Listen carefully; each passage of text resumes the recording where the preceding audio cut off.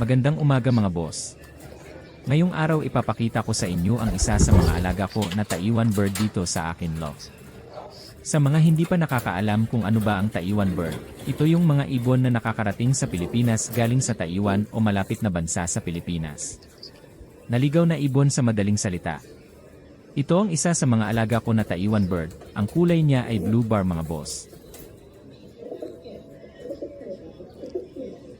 Ang kulay ng mata niya ay kulay orange. Sa mga nakakaalam kung anong ang tawag dito, comment lang kayo sa comment section.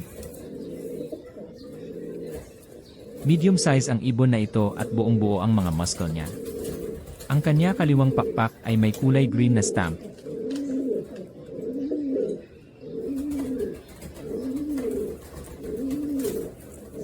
Sa kabila naman ay kulay pula.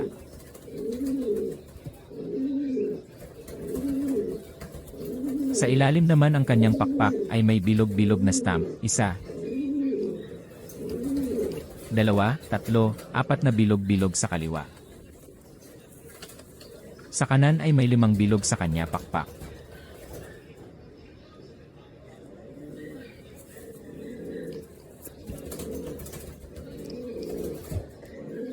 Ang singsing naman niya ay may sealed pa. Sa susunod na video alisin ko ang sticker nito para malaman natin kung anong club ito inilaro. Sa kabila naman meron siya sensor.